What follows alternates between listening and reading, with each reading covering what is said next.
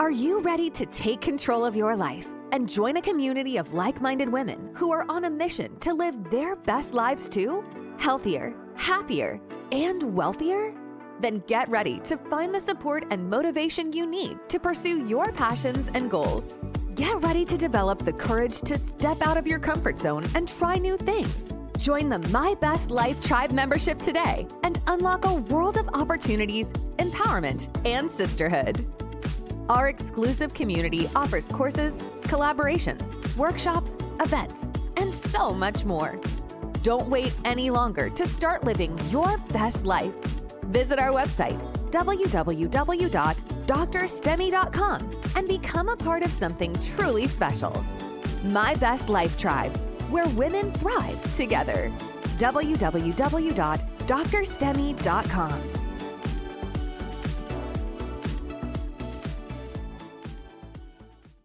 Welcome to the Dr. STEM Show and Podcast, your go-to source for empowerment, inspiration, encouragement, and education. Join us as we interview insightful, encouraging experts, thought leaders, and everyday heroes who will ignite your passion, expand your horizons, and motivate you to reach new heights in your personal, professional, and business life. Get ready to be empowered, uplifted, and educated as we explore the keys to success, personal growth, and well-being. Are you ready to embark on a journey of transformation? Because here, we believe that knowledge is power, and together, we can conquer any challenge and achieve greatness.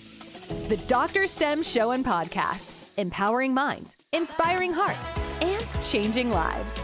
And now, here she is, Dr. STEM.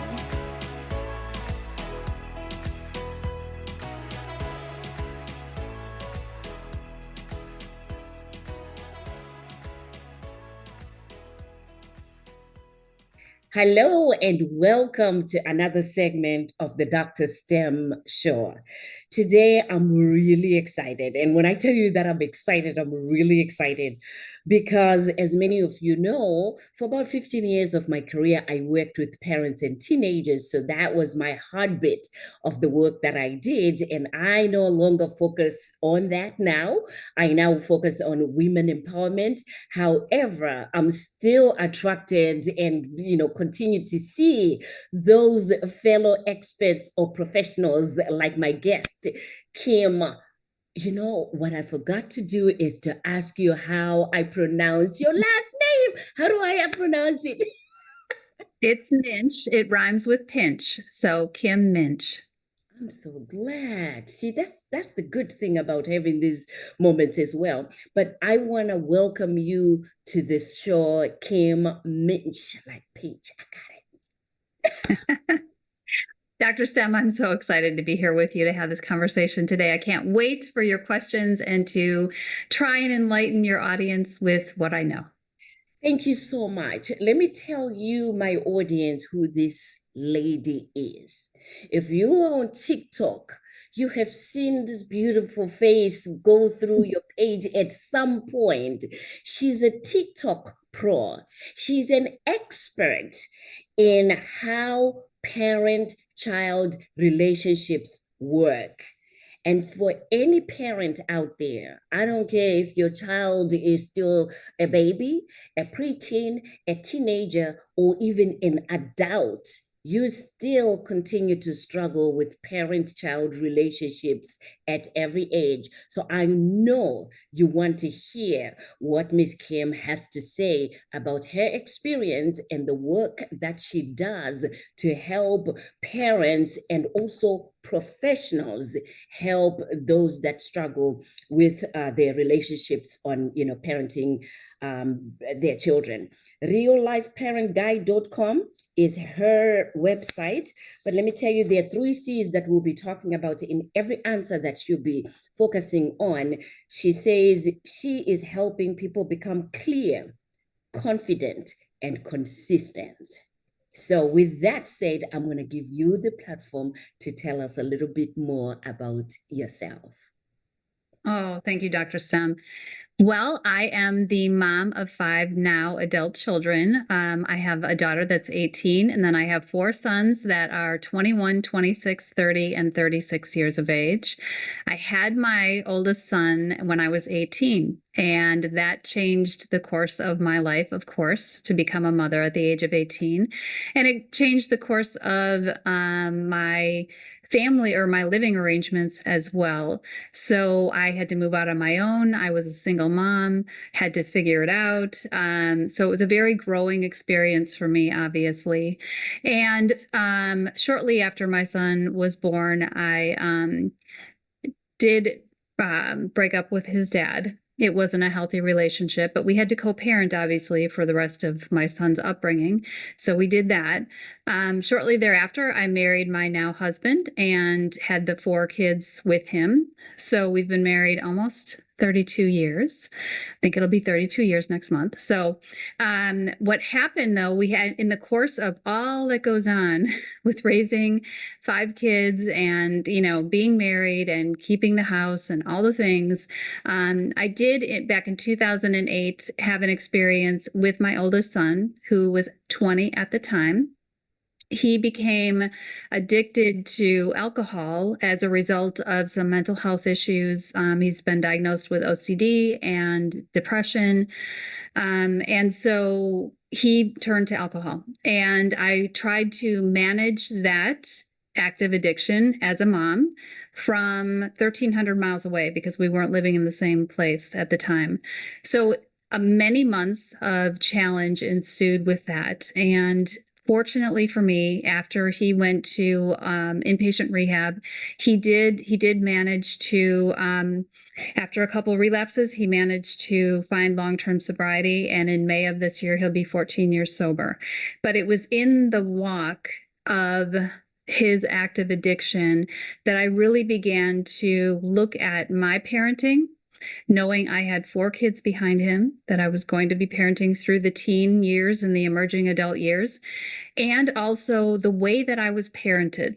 I did a deep dive into kind of my experience in my childhood and the way that I had been parented. That some of the parenting I was doing was not conscious. It was by default.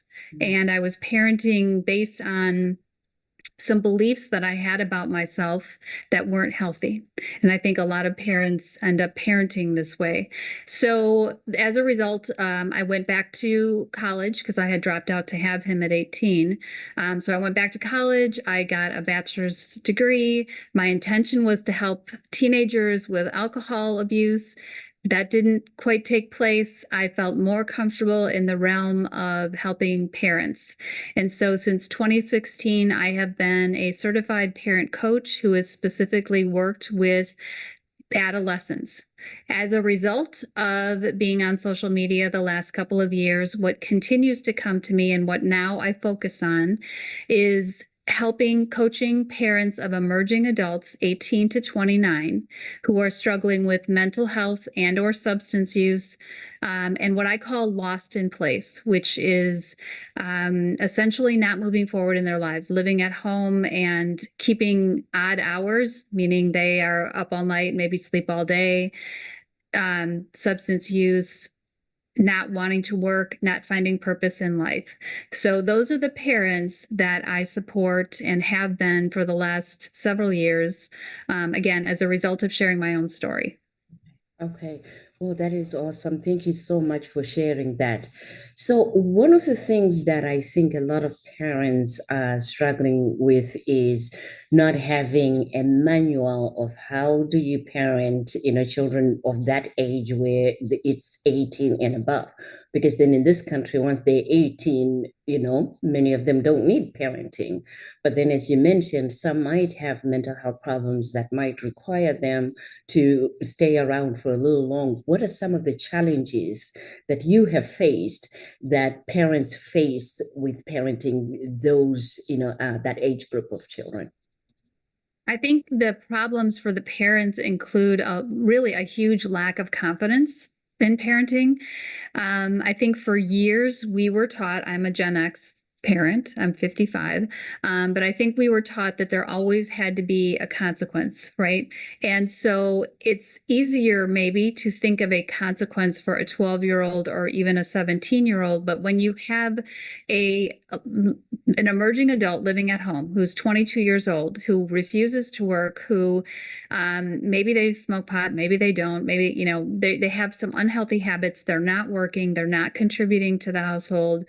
What is the consequence to that? And many parents tell me they will not throw their kids out of the house. Yes. Okay. So, and I'm not suggesting that as someone who was asked to leave at 18 and pregnant, that is not my go-to answer, but that seems to be what parents think immediately, needs to, while it may need to take place, that isn't what they're going to do. They're unwilling to do that. So what is the consequence that you can give to an emerging adult when they're living in your home and not contributing and not moving forward in their lives, and you're not going to throw them out?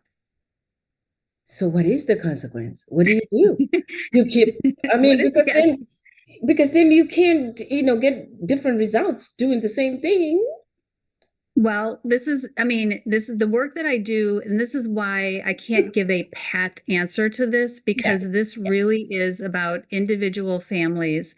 But I work with parents to, really kind of assess, where is this kid? I mean, are they out socially? Do they have a social life? Like all the different elements. Where is the kid at? What are they capable of? What might they need some more skill development in? And how can we come up with a plan, knowing the core issues? Once we really have the core issues, how can we come up with an incremental plan to begin handing responsibility of their lives over to them? And a lot of times this has to do with parents' emotions and parents being willing to get uncomfortable so that they take a step back so that the emerging adult can take a step in. And the parents are so afraid, or they've tried this, they've tried that just hasn't happened. And then, so as a result, they're, and here's the thing, our kids sense our energy. They do. They know if we're not 100% behind the words and we're not confident. So I help parents very much get to a place of being reconnected with themselves, feeling confident in what they're doing. And confident is not control. This is the last thing I don't want parents to come to this with feeling like they have to control the situation. It's about your energy being 100% in alignment with your words and having a consistent message and letting them know that you believe in their ability. Yes. Yes. And fear is a reality when it comes to parenting, because then you are parenting a whole human being that has their own, thinking, values, beliefs, and everything. So it definitely becomes a struggle, because then you're mine, but you want to tell me how you're thinking and what you're going through, so that this is my house, this is my place. So then now we have that clash. Like, okay, I know I'm in your space, but I'm still my own person. How do you help them differentiate between, yes, you are my child, but I also know that you are also a growing adult that has your own independence? Well, I think what I talk about is parenting with our kids, not over them, right? The dominant parenting paradigm, which is what we've had for generations, said the parent is here, the child is here. You will respect me, you will do as I say. And while we do need to lead young children, we need to be in the teacher mode. By the time we're in the mid to late teens, and certainly by the 20s, we need to be parenting with. And that does not mean we become friends with. I mean, we want to get along well, right? Don't get me wrong, but we want to parent with. So I spend a lot of time talking with parents about learning how to define the problem. Let's say you've got a young adult living at home and they game all night, sleep all day, they're not moving ahead. They say that they're putting resumes in, but they're not really, and the parents frustrated. It's about, we have a problem. Now, let me take that back. There is a problem. You can't say to a 22-year-old who's in this mode, we have a problem, because they will say, no, we don't. You have a problem. So let me take a step back from that. Very important to say, there's a problem. Yes. And the problem is, I am taking on too much responsibility for you at this time. It starts with I. You can't say, the problem is you game all night and sleep all day. That's going to put them on the defense. What we're looking to do is to come up alongside of them, define the problem, and ask, how can we work on this together? Mm-hmm. Invite them into the solution to the problem, because parents get so frustrated because they think they have to have the answer, the consequence, and they're just, they have nowhere to go with it when you've got a young adult living at home that just, so I say you need to invite them into the solution. You need to help them learn how to advocate for themselves. You need to collaborate on your problem solving. Yeah. What about boundaries? What do you say about, giving boundaries, putting boundaries in place, for the parents? What are appropriate, boundaries? What are maybe more difficult boundaries for them to set with their children? Well, again, there's no pat general answer here, but there is a point at which we have to shift from putting boundaries around their behavior, which we cannot control, especially if they're emerging adults, and then shift them to, you put personal boundaries into place for you. I run into so many parents, moms especially, who know they need boundaries, but they just have not had them in the past, and they don't, they feel, I don't know what's appropriate, and or am I like questioning their worth, like boundaries for me, when truly at this point in your parenting, that is what you need to do, is decide, how are you going to show up? How and when are you going to show up? How and what are you going to provide at this point? And for some moms, you have to just help them reframe. Like, I know you love your kid and they're struggling with their mental health, and you do their laundry for them because you don't want them to walk around smelling or whatever. But this is taking away their purpose. And so, again, it's about parents becoming uncomfortable a little bit for themselves and saying, I am no longer going to do your laundry.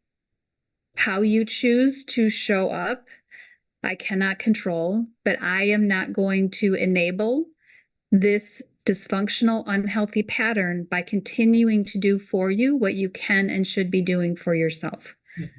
Yeah. Is there like a threshold that you have heard from the parents that you've worked with, throughout the years of, what, when now it gets to this point and this happened, I'm done. I'm gonna lock my door, change my locks, and go. Just go. Is there a threshold that you've experienced? Yeah, I would say it comes with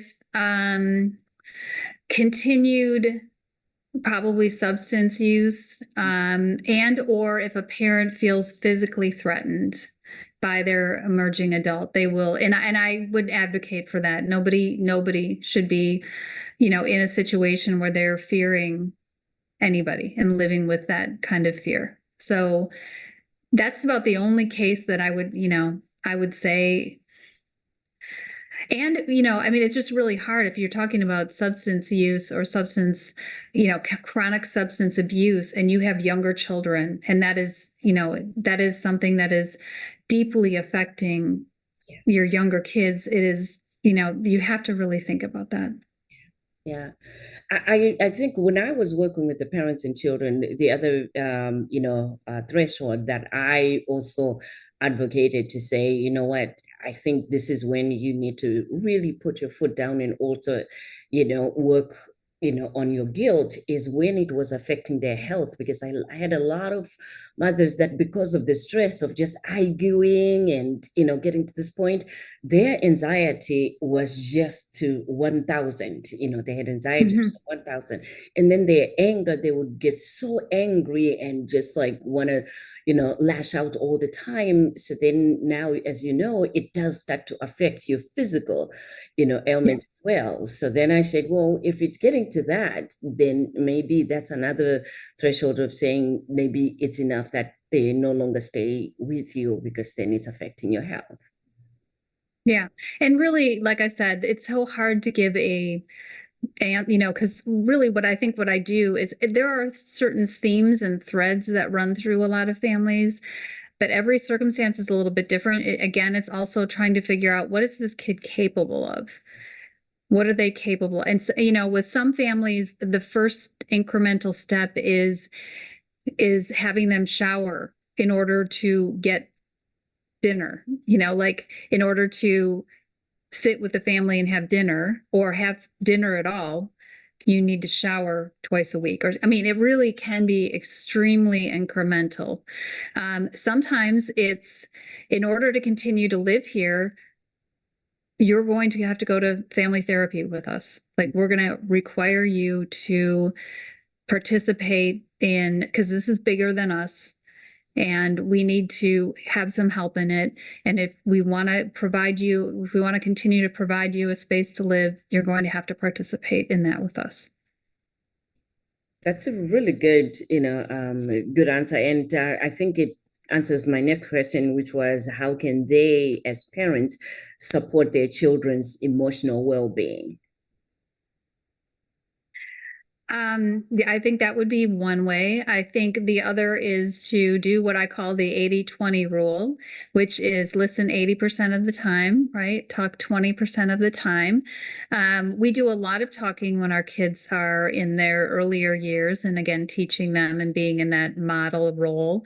But as kids grow into teens and emerging adults, they have a lot of thoughts and opinions of their own. And I ask parents, if you really are struggling to understand who your son or daughter is, and you've got to be quiet and allow them to let you know who that is. Because if parents are constantly trying to tell their emerging adult that they're wrong, or they're trying to justify their point of view and whatnot, this person's going to shut down, and they're not going to want to share with you who it is they're becoming, because they will see that mom and dad aren't in approval of some sort. And I tell parents, listening to understand does not mean you have to agree.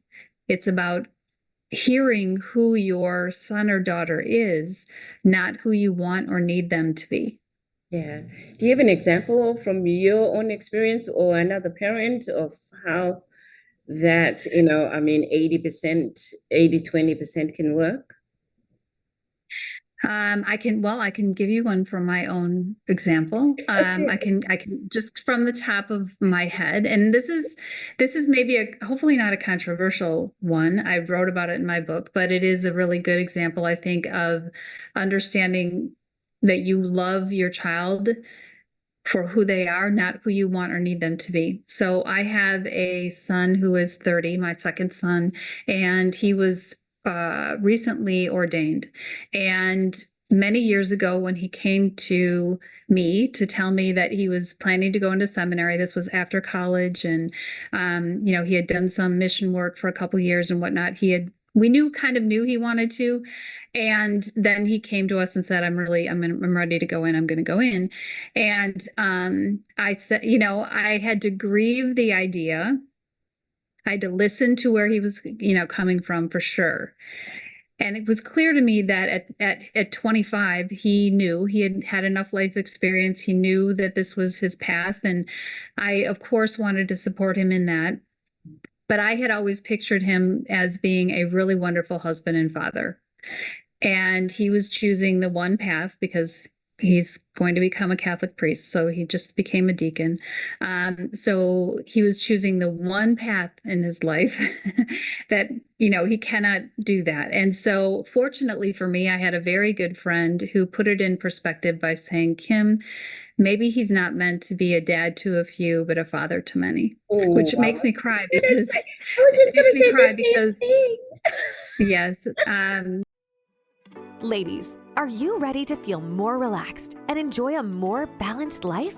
Have you noticed how little we make time for our own self-care? How, as women, we are constantly exhausted, mentally, emotionally, physically, and spiritually. As women, we often sacrifice so much: our health, happiness, desires, and our own dreams as we raise children, build careers, lead teams, grow our businesses, and support everyone else.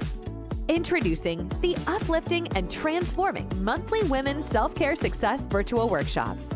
A chance to simplify, redefine, and prioritize what we need to feel better so that we can finally show up as our best selves. If you are ready to prioritize self-care and increase your mental, emotional, and physical health, your finances, and your success in life, then we are inviting you to join our weekly virtual self-care success workshops in the Dr. STEM Empowerment Academy at www.drstemi.com. Self-care is self-love. Success is for all. This is your time. Attend live or watch the replay at your convenience. Together, we uplift and empower each other to thrive. Don't wait any longer. Register at www.drstemi.com.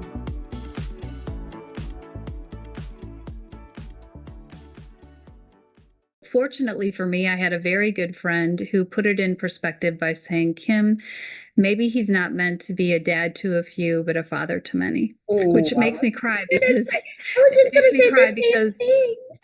yes, it makes me cry because when he was ordained just a couple weeks ago, he did his first homily and there were 800 people and he did the most amazing job. And I just, he clearly is in his element and he clearly is called.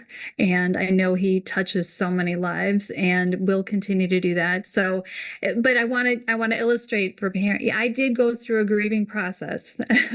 I did because I really, really thought, he would be just this amazing husband and father. So maybe that sounds little, but No, that's big. I That's big. understand that parents, you have expectations that you don't even know you have of your kids.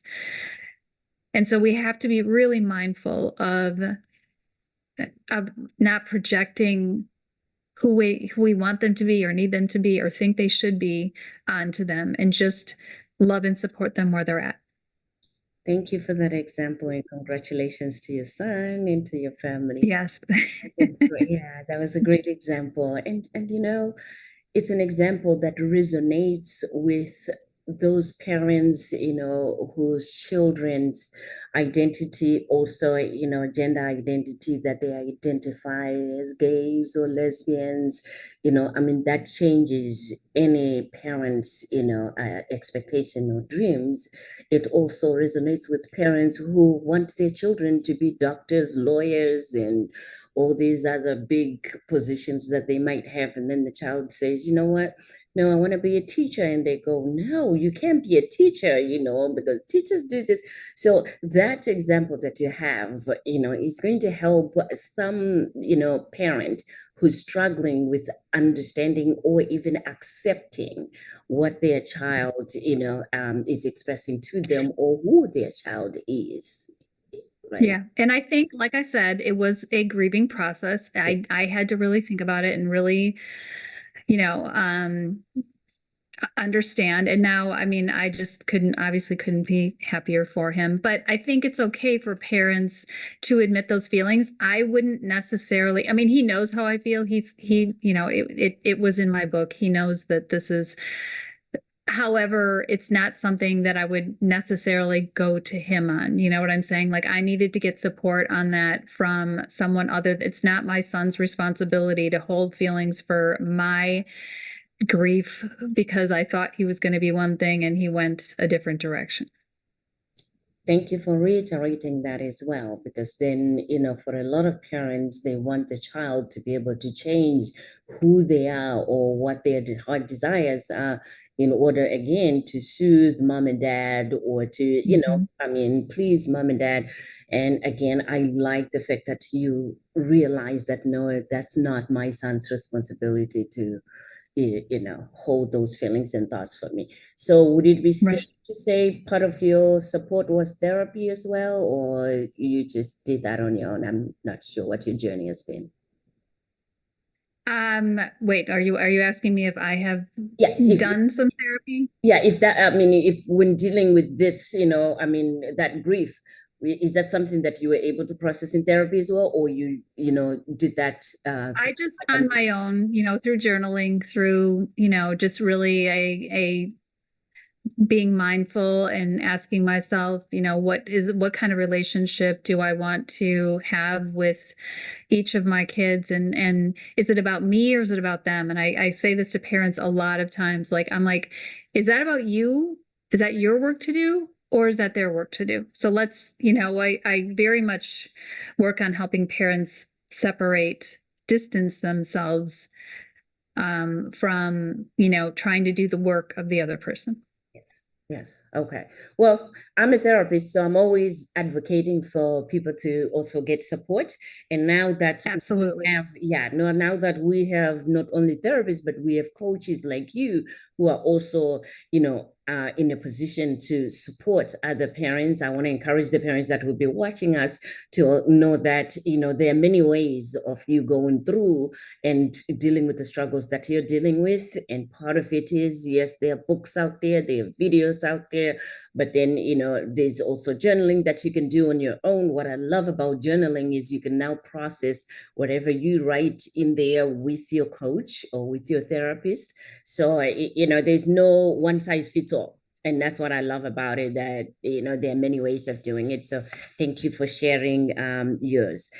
What are some of the ways that you can share with the parents on self-care? Because that's one of the things Mm, that I think parents struggle with, self-care. How can they prioritize yes. self-care? Yes. Well, I try to use myself as an example, I guess. Every parent has to find their own, and to me, self-care is not the things that you do occasionally, have lunch with a friend, go get a pedicure, like that kind of thing. Self-care are the daily routines that you put into place that you won't compromise on, that you draw into your daily life, that support you to be the best version of yourself, for yourself and for everyone else that you love, in your parenting role, in your spousal role, if that applies. So what I do, and what I share is I do meditation in the morning right away when I get up. So whatever I tell my parents, whatever time of day works for you, whether it's before you go to bed at night or as you wake up in the morning or even on your lunch hour, just a consistent time that you would spend 5 to 10 minutes, working up to 10 minutes on meditation, just quieting yourself and sitting still. And there's a misnomer about meditation being that you don't like you need to have a blank mind, which is absolutely not true.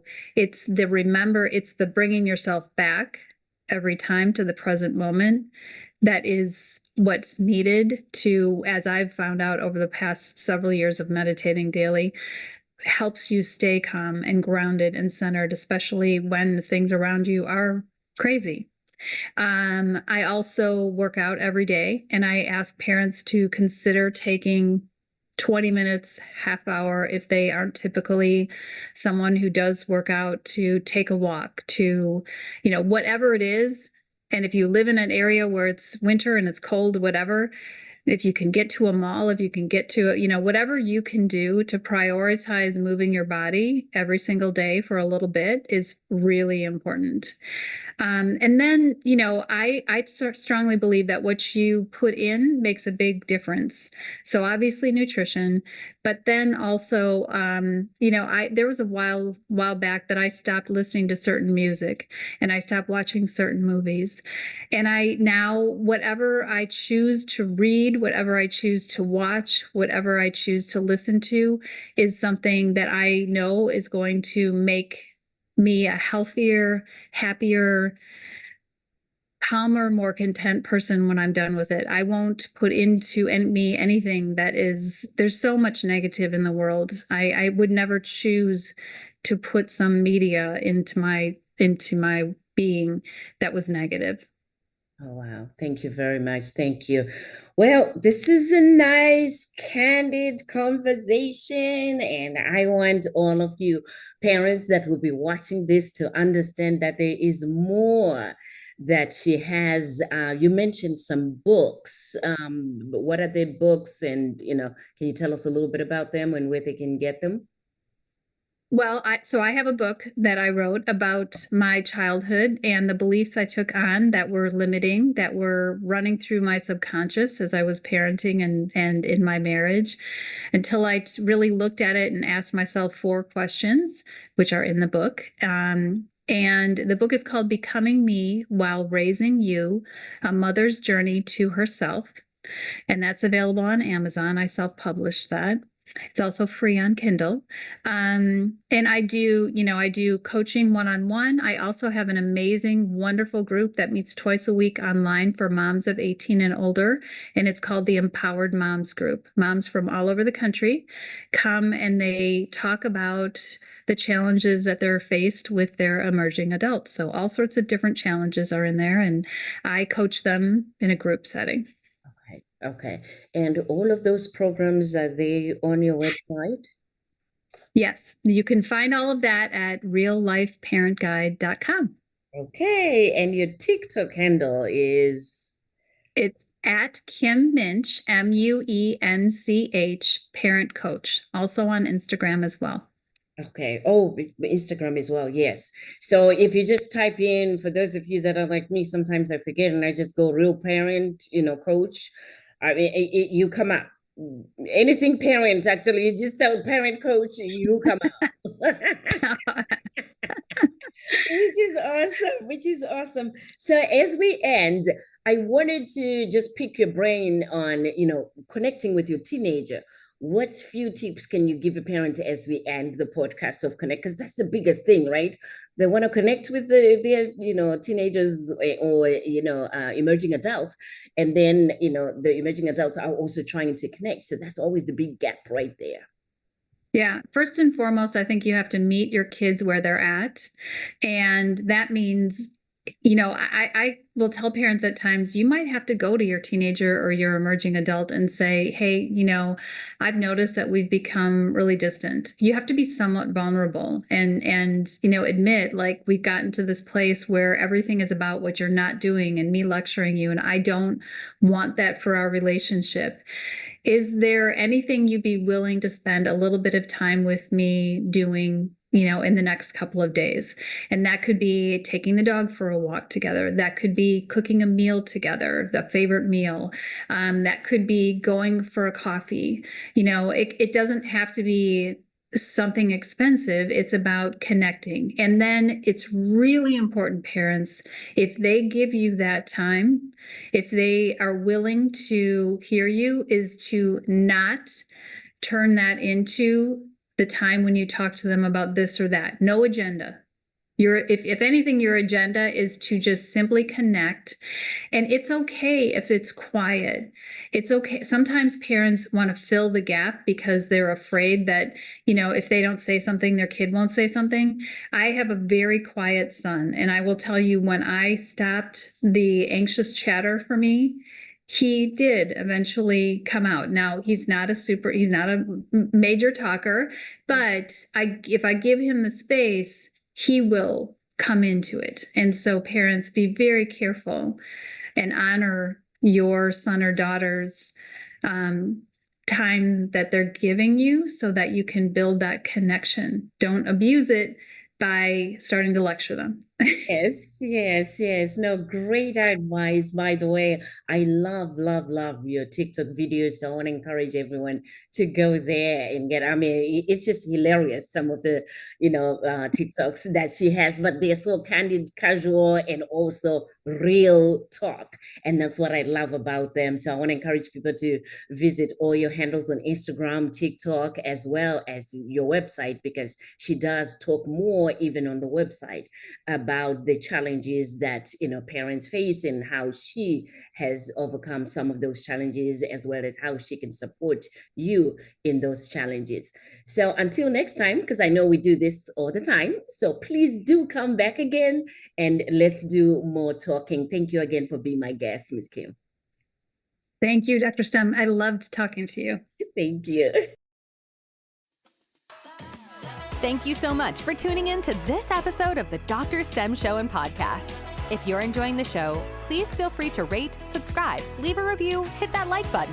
You know what to do. Any and all efforts help us empower, uplift, and educate others, and we greatly appreciate that effort. For more information about your host and for more resources, you can visit her website, drstemmie.com. That's drstemmie.com. Once again, thank you so much for listening, and we hope you'll join us again on the next episode of the Dr. Stem Show and Podcast, your go-to source for empowerment, inspiration, encouragement, and education. We'll catch you next time.